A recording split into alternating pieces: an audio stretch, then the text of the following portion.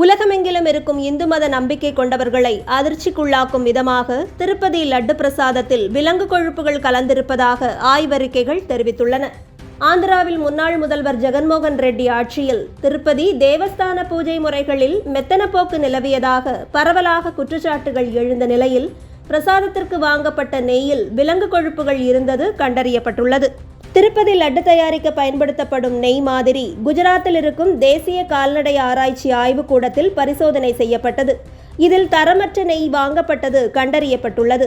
அந்த நெய்யில் மீன் எண்ணெய், மாட்டுக்கொழுப்பு, சோயா எண்ணெய், பாமாயில் ஆகியவை கலந்திருப்பதாக அறிக்கைகள் தெரிவித்துள்ளன.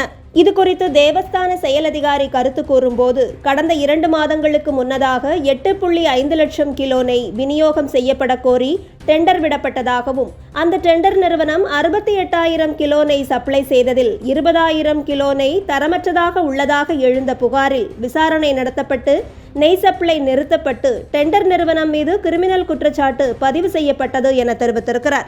இதுகுறித்து செய்தியாளர்களுக்கு பேட்டியளித்த ஆந்திர முதல்வர் திரு சந்திரபாபு நாயுடு, திருப்பதி லட்டு பிரசாதத்தில் விலங்குகளின் கொழுப்பு கலப்பதைக் கண்டு தான் அதிர்ச்சி அடைந்ததாக கூறியிருக்கிறார். கோடிக்கணக்கான பக்தர்களின் உணர்வுகளை மதிக்காததைக் கண்டு முந்தைய முதல்வர் ஜெகன்மோகனும் அவரது கட்சியும் அவமானப்பட வேண்டுமெனவும் கூறியிருக்கிறார்.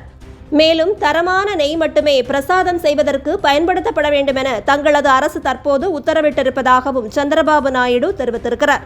இந்த விவகாரம் தொடர்பாக கருத்து தெரிவித்த தெலுங்கு தேசம் கட்சியைச் சேர்ந்த மத்திய அமைச்சர் திரு ராம்மோகன் நாயுடு, YSR கட்சி ஊழலில் ஈடுபட்டது அனைவருக்கும் தெரியும். ஆனால் அவர்கள் திருப்பதியில் இதை செய்வார்கள் என்று யாரும் நினைத்து பார்த்திருக்கவில்லை. இந்த கேவலமான செயலுக்கு காரணமானவர்கள் மீது கண்டிப்பாக நடவடிக்கை எடுக்கப்படும். இது ஆரம்பம்தான், மேலும் பல உண்மை சம்பவங்கள் வெளிவரும் எனவும் கூறியிருக்கிறார். இதுபோன்றே காங்கிரஸ் கட்சியும் YSR காங்கிரஸை கடுமையாக விமர்சித்திருக்கிறது.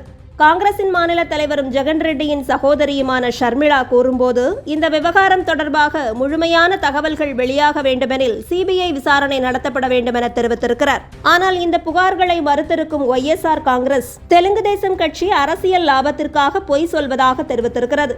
கோவிலின் புனிதத்தையும் கோடிக்கணக்கான பக்தர்களின் புனிதத்தையும் சேதப்படுத்தியவர் சந்திரபாபு நாயுடுதான்.